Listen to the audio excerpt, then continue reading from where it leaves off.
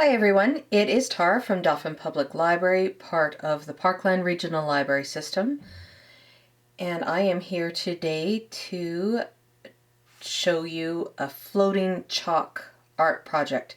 But before we get to that, I'd first like to acknowledge that the land I am on is the traditional territory of many nations, including the Anishinaabe, Métis, Oceti-Sakowin, Dene, Cree, Ocha-Cree, and is Treaty 2 land. Okay, so what you are going to need is some kind of container to hold some water for our floating chalk.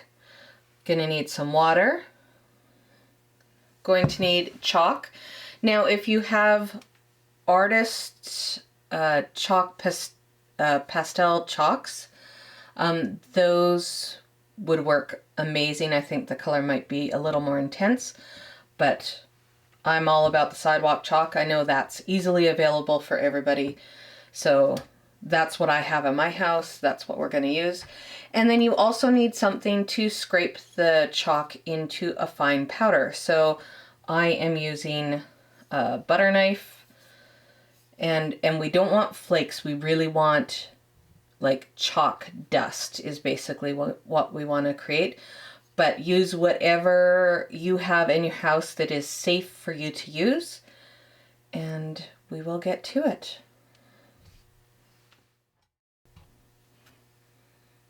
Okay, one thing I did forget to mention is you will also need paper. I'm just going to use regular computer paper, letter size. That is what I'm going to use. So I'm gonna pour some water. We don't need a huge amount of water. We just need, I don't know, maybe a centimeter. I'm doing this for the very first time as well, so we are going to learn together once again. Okay, I think. So any container you've got that your paper can fit into and that has enough of a lip that you're not getting your water all over the place.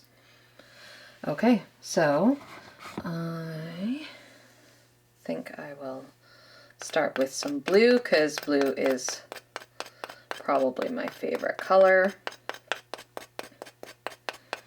Can you see what's happening? I hope. Okay. Ooh, look at that. Yes.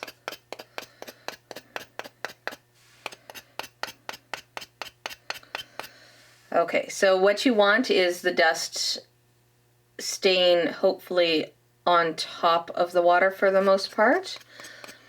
Some is going to sink down to the bottom and that's fine, but what you need for the print is the dust on top. Nice yellow.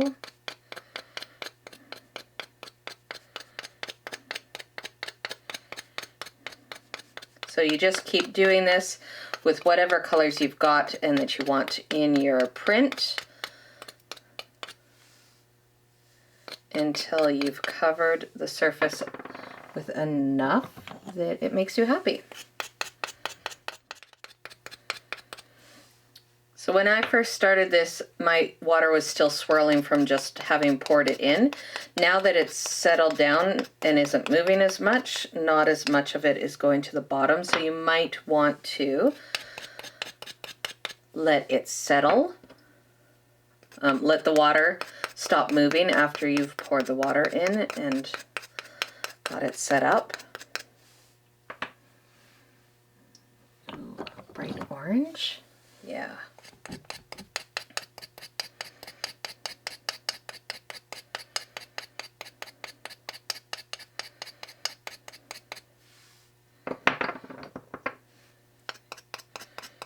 More of the pink.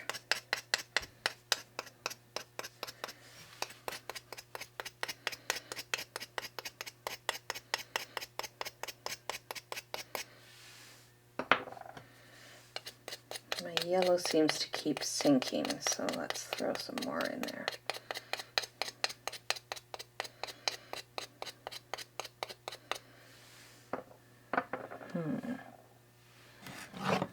Maybe this color in this spot in the middle that's got nothing.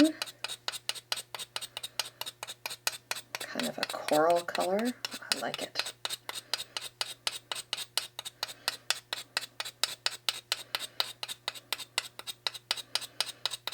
Now I think we want to get the surface fairly well covered so that your print comes out with lots of color on it.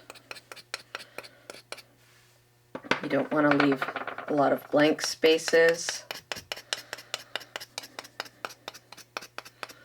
So I want to make sure that I get enough of all of this on here so that we get a decent print.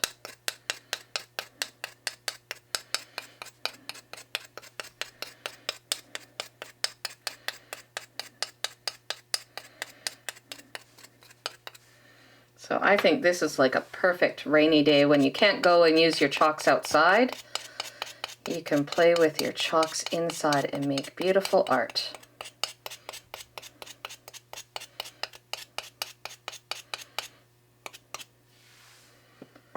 Okay, maybe want more than this, but for time's sake, we are going to just see how this goes.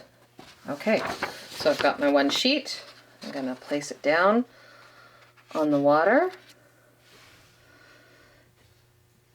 and tap it gently so that hopefully it's all sticking, and then lift it up.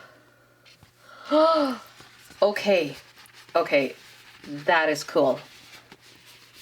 Hopefully you can see all the wonderful colors.